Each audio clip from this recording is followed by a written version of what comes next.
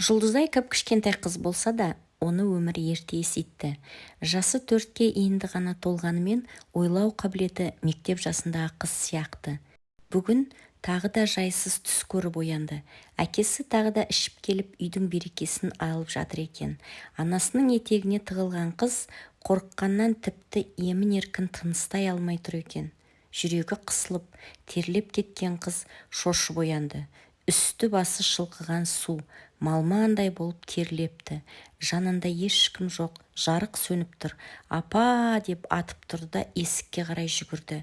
«Не болды, қызым? Қорықпа, үйдемін, асханада отыр едім», деп анасы алдынан шықты.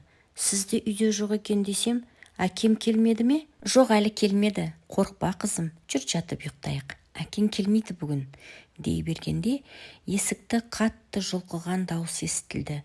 Жұлдызай аяқ-қолы дірілдеп бөлмесіне кірді де кереуеттің астына кіріп кетті. «Неге ашпайсың есікті? Әлде басқа біреуді күттің бе сен, қатын?» деп жұдырығын түйіп дүрсе қоя берген күйеуі тәлтіректеп барып өз балағына өзі сүрініп ет-бетінен сұлап түсті.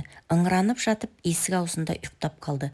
Анадай жерде үстел басында отырып күйеуіне ұзақ қараған Ажар өткенді есіне алды.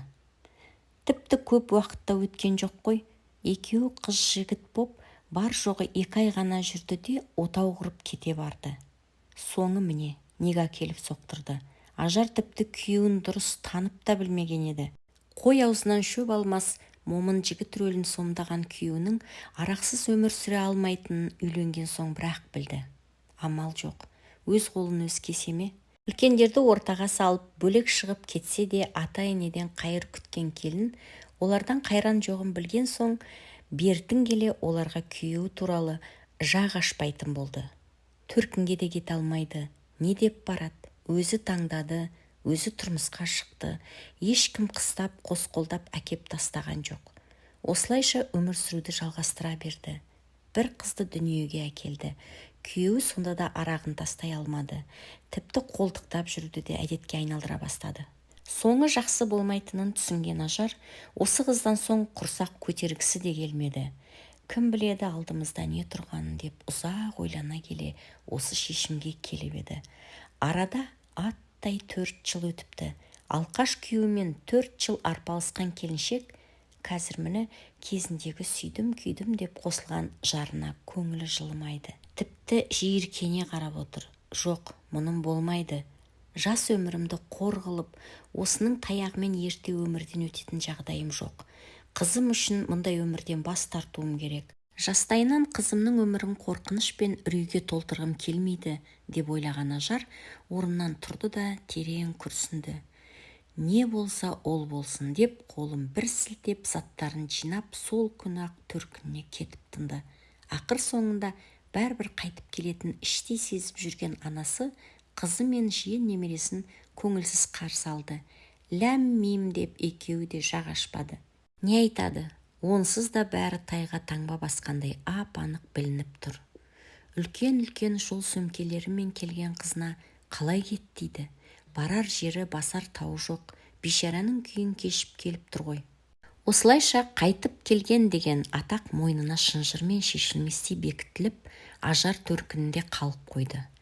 Келгеніне 3 айдан асса да мұны ешкім іздеп келмеді. Өзін мейлі іздемесін, өз қандарынан жаратылған қыздарын іздемеген қайын жұртына Ажар өте өкпеледі. Балаларының жағдайын білетін ата-анасы келіні мен немересін іздеп келуге ұяты жібермеді ме екен? Кім білсін. Кезінде ара түсіп шаңырақтарының шайқалмауына себепші болып ақылын айтпаған олар енді не деп келеміз деп ойлаған шығар бәлкім. 3 айдан соң Ажар заңға жүгініп ажырасуға арыз жазды. Алиментті сұрамайтын болып шешті. Сот болатын күні күйеу сымағы келмеді де, үйіне барған ажырасу қағазына араққа сылқия тойып отырып қол қойды да жіберді. Ажырасқаннан кейін Ажар төркінінде ұзақ бөгеле алмады. Себебі мұнда бір отбасы бар. Інісі мен келіні бала шағасымен қара шаңырақта. Әпкесінің тағдыры жанына батқан інісі қанша жаны ашып, осы үйдің бір адамы болып жүре бер дегенімен әпкесі көне қоймады. Келіні де әпкесінің үйде жүре бергенін құп көрді. Бірақ салмақ салғым келмейді деген Ажар Қызын нағашыларына уақытша тастап, өзі жұмысқа шығуға бел буды. Ажар жұмысқа шыққалы жағдайы жақсарып, өз қолы өз аузына жететін жағдайға жетті. Бөлек үй алды. Жұлдызай анасы жұмыс істегелі нағашы әжесінің қолында. Тіпті қатты бауыр басып кеткені соншалық әжесінің қойнында ұйықтап, күнімен қолтықтасып жүреді. Нағашы көкесі мен жеңгесі де Жұлдызайды қатты жақсы көреді. Тәтті тіліне қызығып сұрақ қойып сөйлете береді. Жеңгесі оны мұны әкелуге жұмсағанда, аяғы жерге тимей жүгіре жөнеледі.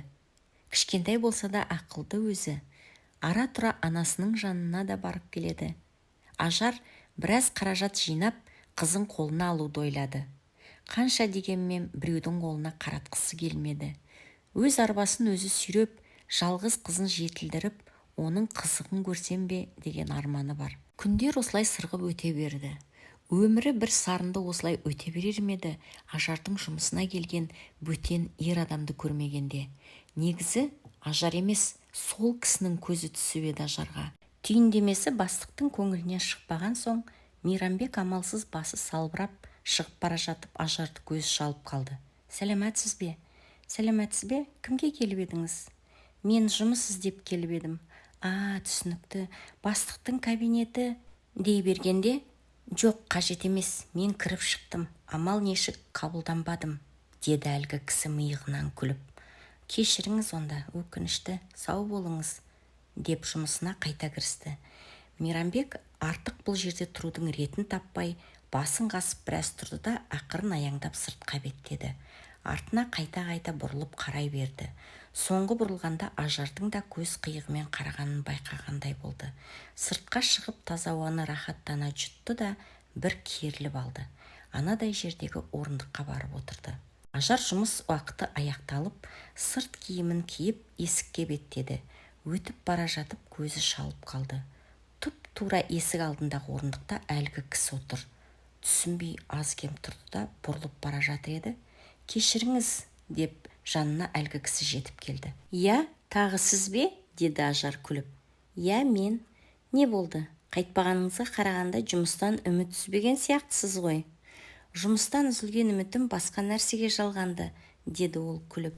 Екеуі жолай аялдамаға дейін әңгімелесіп барды. Түр әлпетіне қарасаң, әлгі кісі үлкен кісіге ұқсайды. Ал Ажарға жасын айтқанда таң қалды. Бірақ рас па деп сұрауға ұялды да ештеңе деместен әңгімесін жалғап кете барды. Аялдамада екеуі екі қоғамдық көлікке отырды. Бірақ Мейрамбек өзіне сенімді кейіпте көлік орындығына жайғасты. Себебі Ажардың телефон номерін алып үлгерген еді. Ажар да көлікке отырды. Ойланып қалды. Тап бір бірдемені бүлдірген адамдай қысылып отыр. Мен не істеп жүрмін? Кім ол? Қайдан ғана тап болды? Неге жетісіп онымен сөйлестім? Телефон номерімді де алды. Қайдағы бір танымайтын кісіге сонша өрекпіп, не болды маған? Құрысыншы, хабарласса да сөйлеспейм. Осындай оймен отырғанда үйіне де жетіп қалды. Есіктен кірді де сол бойы орындыққа отыра кетті. Күндегіден қатты шаршаған сияқты. Тіпті киімін ауыстыруға да мойны жар бермеді. Төсегіне барып та сылқ ете түсті. Ештеңені сезбей қатып ұйықтап қалыпты. Оянса кеш батып, даланы қою қараңғылық басыпты. Сағат тілі 23-ті көрсетіп тұр. Қарны шұрқырап қоя берді. Орнынан тұрды да ілби басып жуынатын бөлмеге келді. Шомылып, өз-өзіне келіп, асханаға кіріп, оны-мұны шұқылап жегендей болды. Жалғыз болған соң ыстық тамақты да дұрыстап уақытылы жасамайды. Сырттан тамақтанып келіп демалатын. Телефоны шырылдай жөнелді. Бөтен номер. Ажар дереу сезді де сөйлесуге құлқы болмай кері қайтарып жіберді. Тағы шырылдады. Қайтарып жіберді. Тағы. Ажар телефонды мүлде өшіріп тастады. Теледидарды қосып кино қарап өзін сергітпекші. Мұным жарамайды. Жалғыз өзім не істеймін мына үйде? Тамақ та батпайды. Жұлдызайымды әкеліп, адамша өмір сүрейін. Маған басқа ештеңе керек емес деп ойлады. Телефонын қосып, қызына хабарласып жағдайын сұрады. Ертең алып кететінін айтты. Бір жолата сонда барамын ба, мам? Я, енді менің жанымда боласың. Әжемші? Әжең жалғыз емес қой, немерелері бар. Менші қызым. Жарайды, деді Жұлдызай көңілсіз. Ажар тұтқаны қойған соң телефонын тағы да сөндіріп тастады. Кино қарап жатып ұйықтап кетіпті. Ертеңіне ерте тұрған Ажар біраз сергіп, жақсы демалғанын байқады. Таңғы асты аса көңілді жүріп дайындап, ішіп алды да жұмысқа шықты. Аялдамаға дейін ойланып, бүгінге жоспар құрып келеді. Жұмыстан түскі асқа шыққанда базарға барып, одан заттарды үйге апарып үлгеруі керек. Тоңазытқышты толтырып қоймақшы, себебі Жұлдызай келеді бүгін. Кешке жұмыстан тіке төркініне бет алады. Кешкі астан соң такси жалдап, түнде болса да үйіне қайтпақшы. Келген көлікке мінді де жұмысына кетті.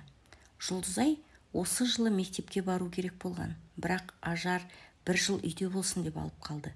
Келесі жылы өз қолына алып, сол жаққа мектепке беретін болып шешкен. Әжесінің еркесі болып өскен Жұлдызай мектепке баруға құмартқан жоқ. Келесі жылы осы жақтағы мектепке барамын деп жүргенде, анасы хабарласып алып кететінін айтты. Неге көңілсізсің, қызым? Деп әжесі басынан сипады. Ештеңе. Маман келеді бүгін, қуансаңшы қайта. Я, келеді, әкетем деді. Қызым, сен үлкен қызсың, ақылың бар. Ол жақта анаң жалғыз ғой, үйге келіп тұрасың. Алыс емес, бәріміз бір қаладамыз. Неге сонша көңіліңді түсіресің? Мен де барып тұрамын. Кәне, бері қарашы, сен жылап отырсың ба? Деп әжесі кішкентай Жұлдызайды бауырына басты. Әбден бауыр басып қалған қызға кет деп айтуға аузы бармаса да тұспалдап жеткізді әйтеуір. Дегенмен осы қызға іші жылып тұрады, жақсы көреді. Түскі асқа шыққан Ажар дереу базарға аттанды. Жүгіре жүріп, бар қажеттіні алды да таксилетіп үйіне әкеліп тастады. Тәттілер мен жемістерді, Жұлдызайға деп қуыршақты да алуды ұмытпады. Жұмысқа кешіктім деп асыға басып шығып кетті. Бүгін ерекше көңілді. Ажар, бүгін сенің туған күнің емес пе осы? Алып ұшып жүрсің ғой, деп қалжыңдап қояды әріптестері. Жоқ, қызым келеді бүгін, деп күлімсіреді Ажар. Кешті әрең батырған ол сыртқа шықты. Дәл кешегі орындықта, дәл кешегі кісі тағы отыр. Мұны алғашында байқамаған Ажар асыға басып кетіп бара жатыр еді. Ажар, деп тоқтатты Мейрамбек. Жалт бұрылған ол Мейрамбекті көрді де тосылып тұрып қалды. Кейін сөйлесейікші, қазір асығыспын. Тоқтай тұршы, Ажар. Неге мазамды ала бересіз? Деді ашулы жүзбен. Ажар, мазаңызды алсам кешірім сұраймын, бірақ кеше жап-жақсы сөйлесіп едік қой. Ол кеше, таңым бар, қалайша жап-жақсы сөйлескеніме. Телефонға да жауап бермейсіз. Себебі сөйлескім келмейді. Ал жақсы, сау болыңыз. Сау болыңыз.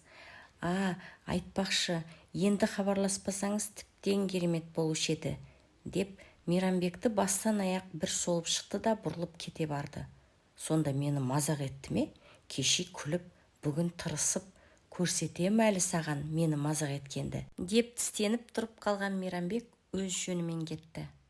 Төркінге келіп, қызым бауырына басып, құмары қанғанша сүйген Ажар Жұлдызайды жібергісі келер емес. Бір қалада тұрса да, қаланың екі шетінде болғандықтан көп келе бермейтін, сағынып қалыпты. Кешкі астан соң кетуге жиналды. Түн ортасы болды ғой, қайда барасың, деді анасы. Үйге қайтайық, апа. Ертең демалыс емес пе? Асықпай қонып кетіңдер, о несі, келмей жатып кетем деп. Я, апа, ертең демалыс, бірақ үйде демалайын дегем. Қой қарағым, бұл үйде демала алмайсың ба сонда? Көп сөзді қой, деді ашулы жүзбен анасы. Әжесінің мына сөздері Жұлдызайға майдай жағып барады. Ең болмаса тағы бір күн әжесінің қойнында ұйықтайтын болды. Амалы құрыған Ажар ақыры төркінінде қалды. Жұмыстан шаршағаны соншалық дереу ұйықтап кетті. Таңға дейін қимылдамай ұйықтаған қызын көрген Сәлима әжей: Байғұс қызым, тағдырың қор болды-ау. Бір болмағыр еркектің етегінен ұстап қателестің. Енді жүрісің мынау жападан жалғыз. Жалғыз қызыңды ары да бері де сүйреп, тағдыр енді сүріндірмес екен, деп шашынан сипады. Анасының жылы алақанынан оянып кеткен Ажар күлімсіреп жатыр. Таңғы асты көңілді отырып ішкен үй іші дастарханға бата жасаған соң әркім өз шаруасымен кетті. Бүгін де осында болыңдар, қазанға ет саламын, деді келіні. Жоқ жаным, үйге қайтамыз. Ертең жұмыс дайындалуым керек. Оның үстіне Жұлдыздайды да алып кетем. Енді менімен тұрады. Неге? Ол бізге үйреніп кетті. Осы жақта болғаны жақсы еді. Я, білем ғой, бірақ мен де жалғыз тұрғым келмейді. Үнсіз қалған келіні сыртқа шығып кетті. Ажар мен Жұлдызай өз үйлеріне келді. Қызының заттарын, киім-кешектерін орын-орнына жайғастырып, екеуі отырып шай ішті. Бүгінгі демалысты пайдаланып, саябаққа бармақшы. Қызына қарап отырып өткенді ойлады. Қызыма көп көңіл бөлуім керек, деді ішінен. Екеуі шайдан соң жиналып сыртқа шықты. Ауа райы тамаша. Саябақта қыдырып, ыстық кофе ішті. Базарға барып Жұлдызайға киімдер алды. Үйге кешке бірақ қайтты. Бір қала болған соң Ажар қызының мектебін ауыстырмады. Шамалы алыстау болса да оқи берсін деп шешті. Себебі бастауыш сынып болғандықтан, оның үстіне мектебі де мықты болғандықтан ауыстыруды жөн санамады. Осылайша қызымен бірге Ажар бақытты күндерін өткізіп жатты. Басқа ештеңеде ешкімде керек емес деп ойлады. Бірақ баяғы Мейрамбек Ажардың қыр соңынан қалмады. Жұмысқа барса да, аялдамаға келсе де артынан қалмай жүрді. Тіпті үйін де біліп алды. Күнде алдынан шыға берсе де үйреніп кетеді екен адам. Ажарға да бұл үйреншікті жағдай болып қалды. Бір күн көрінбей қалса жан-жағына қарап абдырап қалады. Солай жүріп Мейрамбекпен де жақсы араласып кетті. Тек Жұлдызайға бұл кісі ұнамайтын еді. Түрі де, мінезі де, сөйлеген сөзі де, жүріс-тұрысы да бәрі қорқынышты көрінетін. Мамам қалай онымен қорықпай сөйлеседі деп ойлайтын ішінен. Бұл кісіні көрсе баяғы ішкі шәкесі көз алдына келетін. Бірақ анасына ештеңе айта алмайды. Ажар біраз сөйлесіп жүрді де, бір жылдан соң Мейрамбек екеуі бас қосты. Үйленген соң Мейрамбек ауылға кетеміз деп еді. Оған Ажардың жұмысы мен Жұлдызайдың сабағы болып, осы қалада Ажардың үйінде тұратын болып келісті. Күндер өтіп жатты. Алғашқыда жақсы әке рөлін сомдап жүрген Мейрамбек бертін келе өзгере бастады. Тұрақты жұмысы болмаған соң, бір күн қара жұмысқа шықса, бір жеті үйде жатады. Ондай кезде Жұлдызай мектептен тіке қоғамдық көлікпен нағашы әжесінің үйіне тартып отырады. Ертеңіне немесе сол түні Ажар барып алып қайтады. Ажардың некелескенін төркіні әрине құптамады. Бірақ өз бетімен тұратын келіншек ешкімді тыңдамады. Күндер зулап, айлар сырғып өтіп жатты. Үйдің керек жарағы өзіне де, күйеуіне де, қызына да керектің бәрі қала бере, азық-түлік барлығы Ажардың мойнында. Бір күн істеп келген ақшасын бір жетіге жеткізіп, Мейрамбек жатады үйде. Ал Жұлдызайдың өмірі біресе анасымен, біресе нағашы әжесінің үйінде өтіп жатты. Соңғы уақытта Жұлдызайға көзі түсіп жүрген өгей әкенің қылықтары тым оғаш әрі қорқынышты болып бара жатты. Мұны әрине Ажар басында сезген жоқ. Бұл кезде Жұлдызай 4-ші сыныпта оқитын. Бір күні мектептен келсе, анасы жұмыстан ерте келіпті. Асханада тәтті тағамның иісі мұрынды жарып барады. Анасының жанына барып тәттіге бір қолын салып үлгерген қызының қылығына күле қараған анасы. Қызым, қазір тамақтанамыз, көкеңді оятшы, деді. Өзің оятшы, апа, деп бойын үрей билей жөнелген кішкентай қыз жүгіріп бөлмесіне кіріп кетті. Бұл қызға не болған? Ондай әдеті жоқ еді ғой, деп ойлаған Ажар бөлмесіне барып Мейрамбекті оятты. Шашы ұйпа-тұйпа болып орнынан тұрған ол тіпті жуынбастан қонақ бөлмеге өтті. Теледидарды қосты да диванға отыра кетті. Ажар асханаға шақырды. Алдымен салқын душқа түсіп алуын сұрады. Күйеуі үнсіз душқа кетті. Осы кезде Жұлдызай теледидарға қызығып келді де мультфильм көріп отыра кетті. Бала емес пе? Қызығып ішіне кіріп кеткені сонша қарнының ашқанында ұмытып кетті. Душтан шыққан Мейрамбек тырдай болып бөлмесіне өтіп бара жатып Жұлдызайға көзі түсті. Біраз қарап тұрды. Ойы бұзылды ма, кім білсін, екі көзін алар емес. Ал Ажар асханадан айналшықтап шыға алар емес. Келіңдер, тамақ дайын, деді асханадан дауыстап. Сел кеткен Мейрамбек есін жиды да бөлмесіне кетті. Орнынан тұра беріп өгей әкесіне қарап қалған кішкентай қыз дереу теріс бұрылып қалды. Бетін басқан күйі жүгіріп асханаға кетті. түк сезбеген адамша күйеуі де киініп келіп дастархан басына отырды. Бірақ ештеңесін білдірмей өзін ұстамды көрсеткен өгей әке 5 минут алдыңғы ойын тіпті ұмытып кеткендей, бұл жерде аузы жабылмай сөйлеп, бір күліп, бір сөйлеп отырған Ажар ғана. Қызы үнсіз тамағын ішіп отыр. Ішінен ертең сабақтан кейін әжемнің үйіне кетем деп ойлап отыр. Өгей әкесін тіпті көргісі келмейді. Іштей сол кісіден қорқатын сияқты. Әр кез осы өгей әкесін көрген сайын бала кезінде есінде қалып кеткен өзінің алқаш әкесі көз алдына келе қалады. Анасының аяусыз таяқ жеп жерде жатқандары есіне түсіп, денесі дір ете қалатын. Қазір де тез-тез тамағын ішті де орнынан тұрып кетті. Қонақ бөлмеге барып мультфильм қарауын жалғастырды. Кешкі астарын ішіп, бәрі орындарынан тұрып, әркім өз шаруасына кетті. Мейрамбек қонақ бөлмеге өтті де диванға барып отырды. Ажар ыдыс-аяғын жуып асханада тағы қалып қойды. Жұлдызайдың ойында ештеңе жоқ.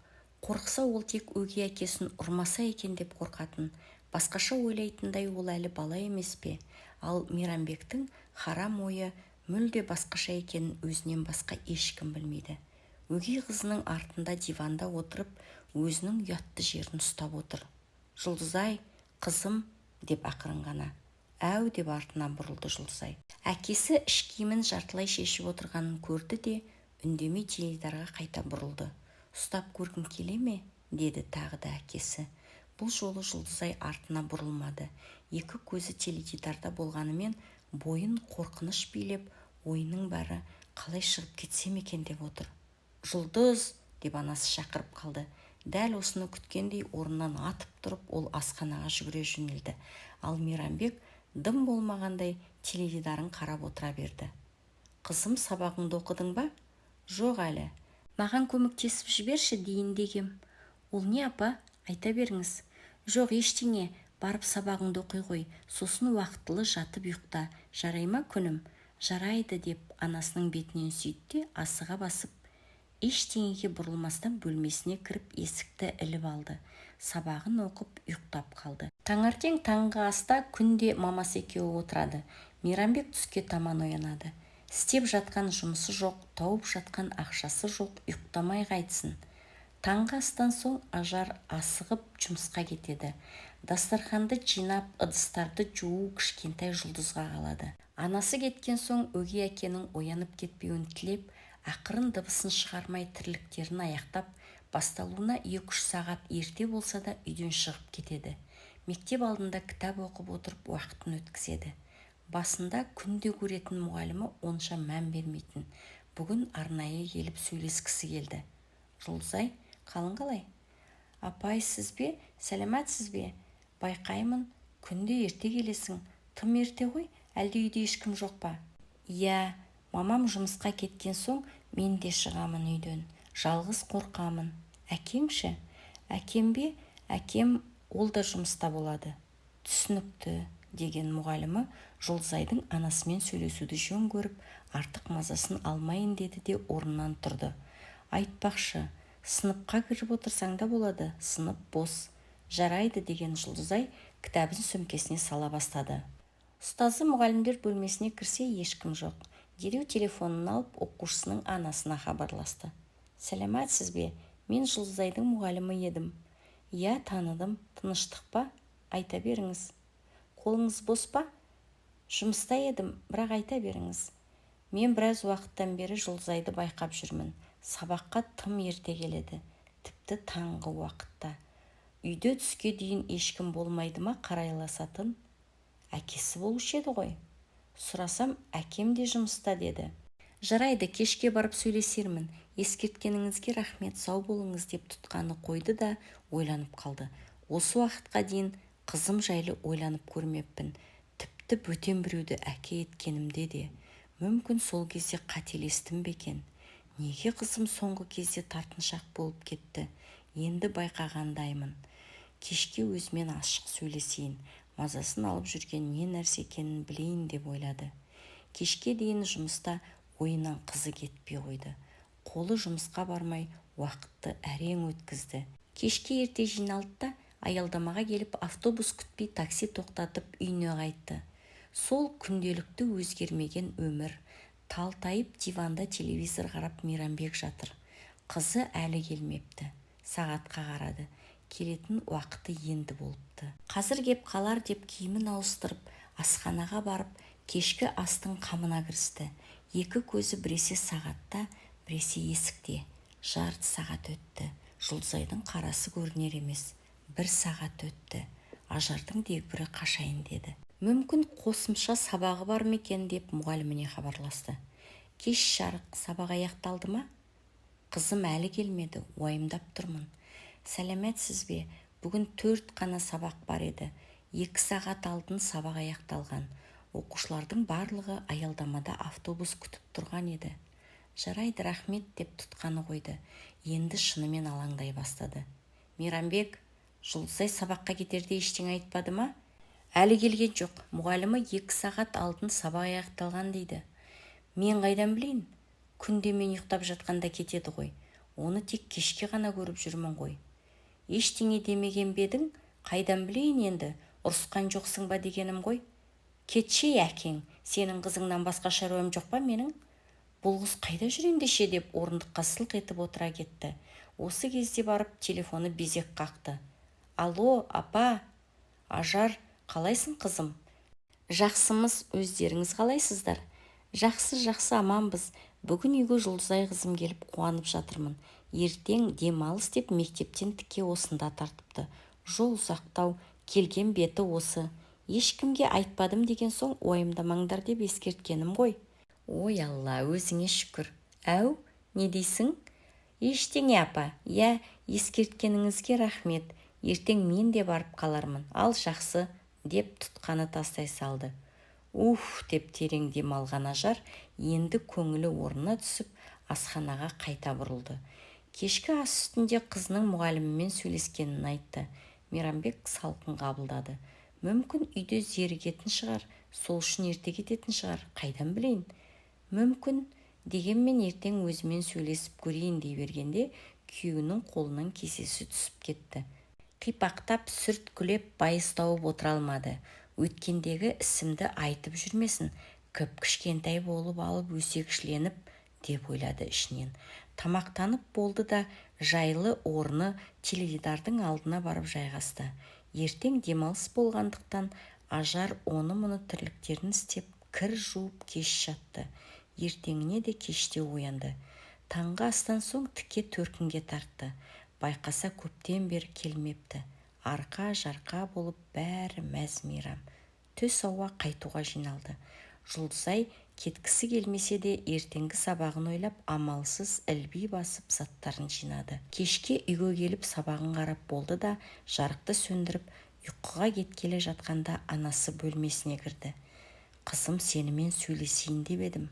Ертең, мама, ертең, ұйқым кеп тұр, деді еркелеп. Жарайды күнім, жақсы демал, деп жарықты сөндірді де шығып кетті. Ертеңіне таңғы ас тағы әдеттегідей ішілді. Екеуі ғана, анасы мен қызы. Мейрамбек қорылдап ұйықтап жатыр. Ажар шай ішіп отырған қызын әңгімеге тартты. Қызым, сабағың қалай? Жақсы. Кеше неге ескертпей кетіп қалдың әжеңнің үйіне? Барғың келсе бірге барар едік қой. Үйінен қашқан адамға ұқсап кетіп қалыпсың. Мен жай әжемді сағынып, сіз бәрібір жұмысым көп деп бармайсыз ғой, сосын... Жарайды, бірақ олай кетуші болма. Мен сені қалай уайымдайтынымды білесің ғой, қызым. Жарайды. Кеше мұғалімің хабарласты дей беріп еді, Жұлдызай жеп отырған тамағына түйіліп қалды. Ақырын, қызым, ақырын. Мұғалімің күнде сені таңертең келіп алады дейді, рас па? Иә, деді басын төмен салып. Неге ерте барып жүрсің? Үлгермей қалам ба деп. Мына сөзіңе сену қиын. Сабаққа жақын қалғанда 1-2 сағат алдын барсаң түсінер едім. Бірақ сен таңғы оқушылармен қатар баратын көрінесің. Әлде үйде болғың келмей ме? Неге? Бірдемеден қорқасың ба? Жоқ. Онда неге? Қызым, ашылып айтшы күнім. Үнсіз басын салбыратқан күйі қызы дастарханнан тұрып кетті. Ажар ойланып отырып қалды. Кешке Мейрамбекпен сөйлеспесем болмас деп түйді. Тез-тез киініп жұмысқа шыққалы жатыр. ал кетсе Жұлдызай да шықпақшы. Бүгінше ерте бара қойсын деп үндемеді. Жұмыста отырып та ойлана берді. Қызым неге үйден қаша береді? Мейрамбектен қорқады ма дейін десем, онымен бірге тұрып жатқанымызға көп болды ғой. Сол кезде-ақ сезер едім ғой. Меніңше Мейрамбектің қатысы жоқ. Онда не үшін? Осы секілді сұрақтармен басын қатырып кешті де болғызды. Үйіне асығып келеді. Қайта-қайта сағатына қарағыштайды. Жұлдыздың келетін уақыты да болып қалды. Екеуі есік алдында кездесіп, үйге бірге кірді. Бір қызығы, талтайып теледидар алдында жататын Мейрамбек үйде жоқ. Жұлдызай қуанып кетті. Саңқылдап сөйлеп жүріп киімдерін ауыстырды. Кешкі тамаққа анасына көмектесті. Бірақ қуаныштары ұзаққа созыла қоймады.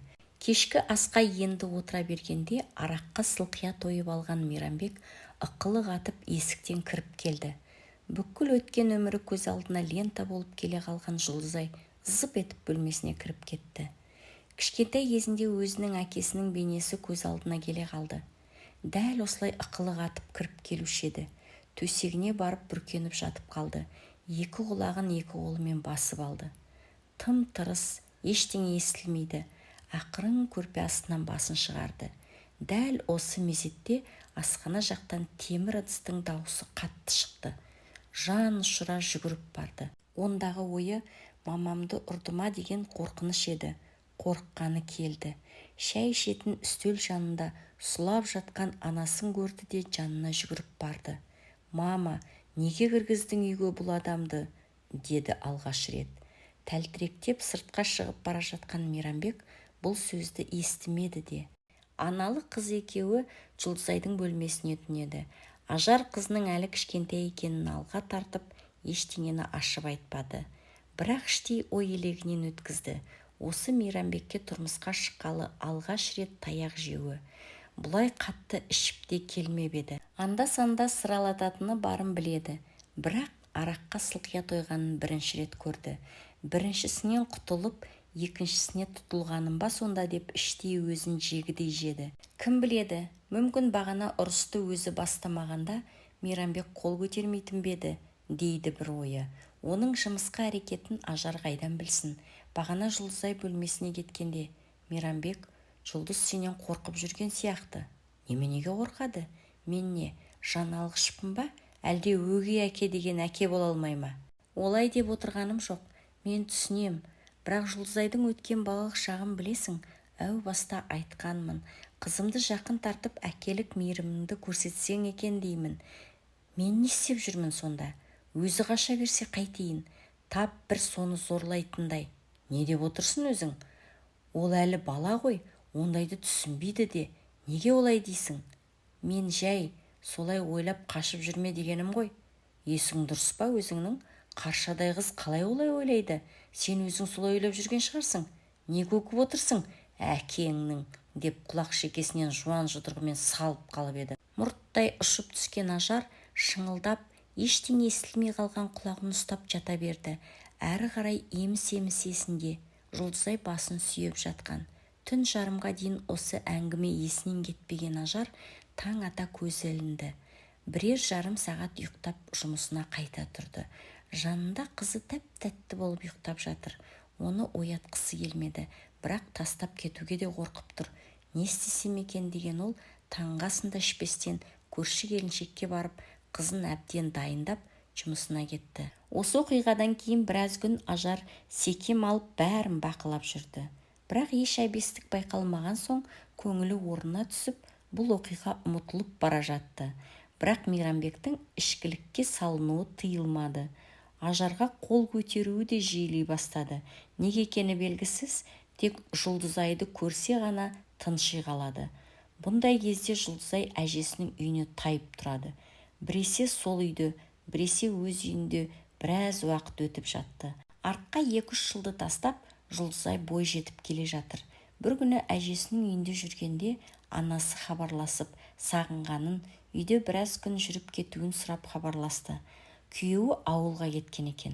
Ажар анасының жалғыз екенін біліп, жанына баратын болып жинала бастады. Бұл кезде Жұлдызай 7-ші сынып оқып жүрген. Анасының үйіне келіп, бой сергітіп жатып дем алды. Ажар жалғыз болғандықтан үй іші де тып-тыныш. Әжесінің үйінде бала-шаға бар, у-шуға үйренген. Біраз күн осында болды. Емін-еркін жүріп тұрып, тіпті анасына еркелеп те қояды.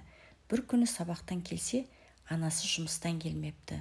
Душқа түсіп алып, кешкі асты дайындай берейін деп сүлгін алып ванна бөлмесіне кірді.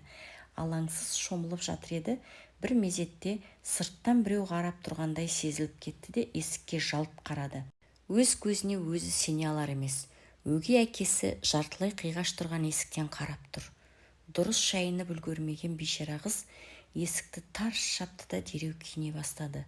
Аяқ-қолы қалтырап дір-дір етеді. Миында тек бір ғана сұрақ: қазір есікті ашып кіріп келсе не істеймін? Жыламсырап ара-тұра көзінің жасын көпіршік қолымен сүртіп қояды. Бірақ ешкім есікті ашпады.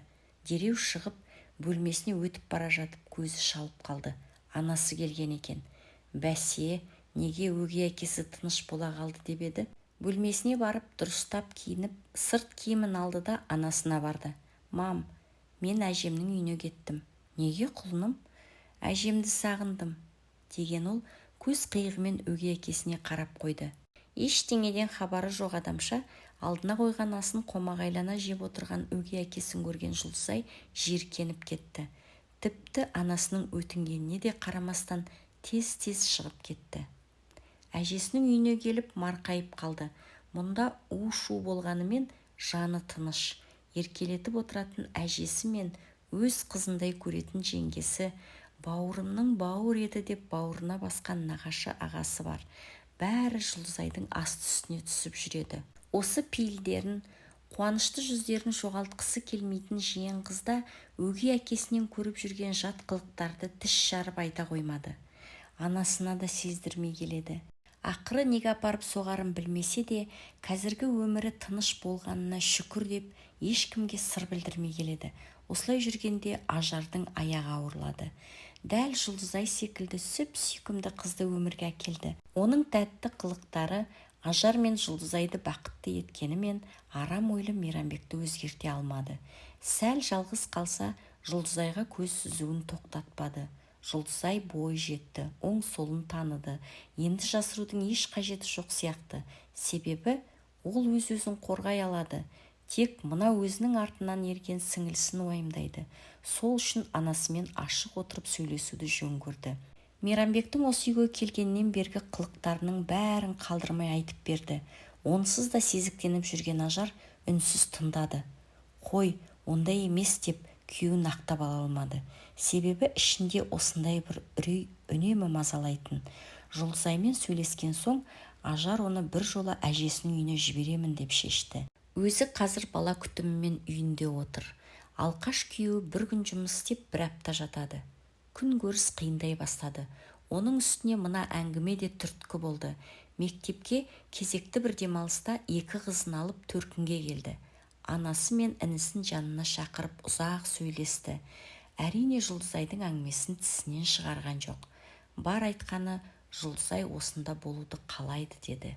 Жұлдызай онсыз да осы үйдің қызы емес пе деп інісі күліп сыртқа шығып кетті. Ал анасы бір жасырын әңгіме барын іші сезгендей сұрай алмады. Сонымен бұл тақырып жабылып, Жұлдызай әжесінің үйіне бір жола көшіп келді. Мектепке де осы жақтан қатынайды. Бір күні мектептен шығып аялдамаға жете бергенде артынан біреудің шақырғанын естіді. Жалт бұрылды. Бейтаныс ер кісі, өте әбіржулі, бомждарға ұқсайды. Жұлдызай танымады. Бірақ бұл кісі мені қайдан таниды деп ойлады. Атымды атап шақырды емес пе? Сөйлесуге жүрексініп тұр. Әлгі кісі жанына жақындап келді. Аялдамада екеуінен басқа ешкім жоқ. Жұлдызай, қызым, сен қалай өсіп кеткенсің? Танымас едім, сыныптастарың айтты.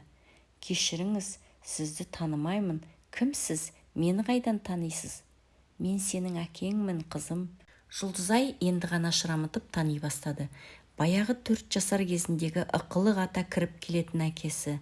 Ой Алла, өз әкесі, туған әкесі жақындап келіп амандасты. Еріксіз қолын созған қызы дереу қолын қайта тартып алды. Аузынан арақ иісі мүңкіп тұр. Не екенін қайдам, бірақ Жұлдызай Мейрамбек сияқты бұл кісіден қорықпады. Екеуі аялдама орындығында отырып сөйлесті. Әкесінің өмірі сол баяғы арақпен бірге екен. Бұдан кейін де отау құрған, бірақ ол да жараспаған көрінеді. Сөйлесіп отырып уақыттың біраз жерге таяп қалғанын байқаған Жұлдызай үйіне кетуге жиналды. Әкесімен қоштасып, қоғамдық көлікке отырып жүріп кетті. Содан кейін әкесінен еш хабар жоқ, қайта іздеп келмеді.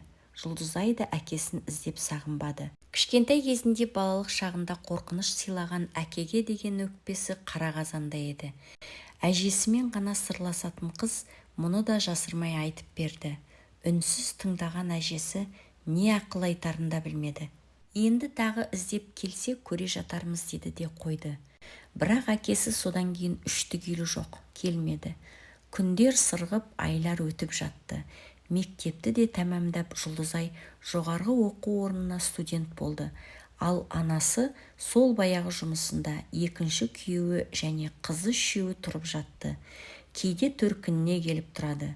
Мейрамбек бұл кезде вахтаға орналасып әжептәуір жұмыс жасап жүрген. Анда-санда Жұлдызай анасының үйіне барып тұрады. Бойында баяғыдай өгей әкесінен қорқыныш жоқ.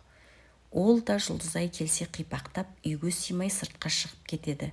Мама, мынауыңыз адам бола бастапты ғой, жұмысы қалай, қол көтеруін, ішкілігін тыйды ма? Бәрі жақсы қызым, уайымдама. Сіңіліме бас көз болыңыз, мұндай айуандар өз қызын да аямайды. Қойшы, о несі, өз қызын олай қорламайды ғой, Құдай сақтасын. Мейлі, сонда да байқаңызшы әйтеуір, деді Жұлдызай. Әр келіп кеткенінде сіңілісін уайымдап қалады. Студент болғалы Жұлдызай қатты өзгерген. Баяғы қамқоршысының қанатының астына тығылатын бейшара қыз емес. Тағдыр оны өте батыл етіп тәрбиеледі. Бойын тік ұстап, өзіне сенімді сөйлейтін нағыз ержүрек қыз боп өсті. 4 жыл оқып, оқуын абыроймен аяқтап, жұрт көзіне іліге бастады. Келін қылатын қыз екен дейтін сыбыстар шыға бастады. Әжесінің тәрбиесін алған қыз жаман болсын ба, деушілер де табылды. Ақыры Жұлдызай да өз бақытын тапты. Нағашы ағасы дүркіретіп тұрып той беріп ұзатты. Әжесі мен нағашы жеңгесі ажардан бір тиын алмады.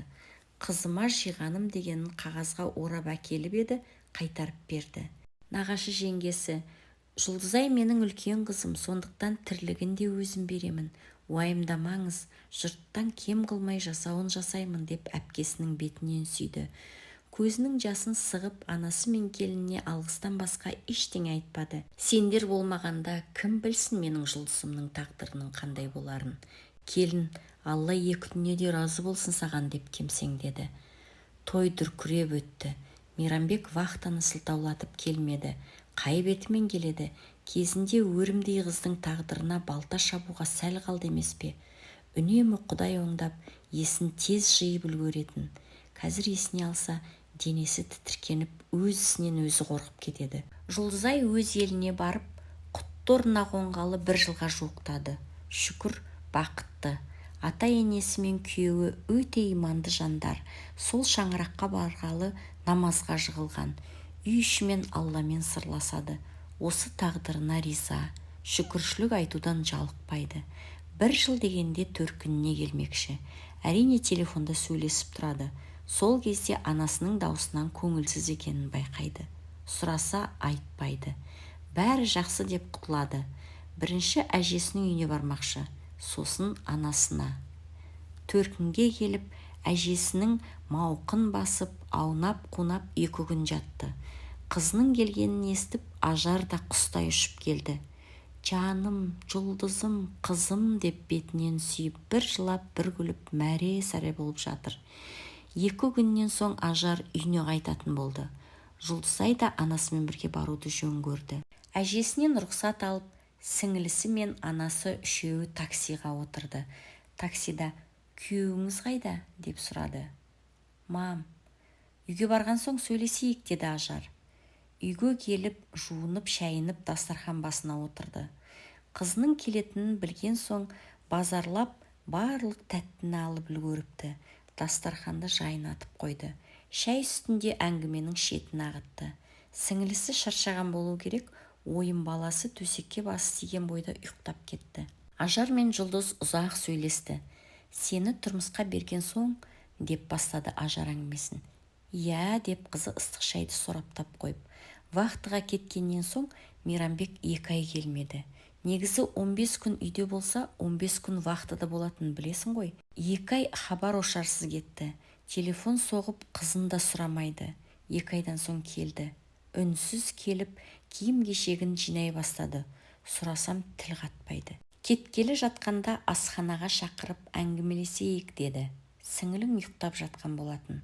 Ажар, мен бақытымды енді тапқандаймын. Бұл жерде нашар өмір сүрген жоқпын, бірақ шын ғашық болған адамым басқа екен. Оны енді жолықтырдым. Кешір алсаң кешір. Қызымды іздеп келіп тұрғанда көрсетсең болды, деді де ұйықтап жатқан қызының бетінен сүйіп шығып кетті. Кетіп бара жатып, сен бәрінен хабардарсың, білемін. Сонда да мені қуып шықпадың, кешір мені, деп шығып кетті. Содан кейін хабарсыз, мен де хабарласпадым. Соңғы сөздері сен жайлы екенін білдім әрине. Мейлі, кетсе кетсін, бақытын тапсын. Екінші рет тұрмыс құрып, өте өрескел қателік жасағанымды түсіндім, қызым. Кешірші мені, деді анасы Жұлдызайдың басынан сипап. Анасы мен қызы құшақтасып терезе алдында ұзақ тұрды.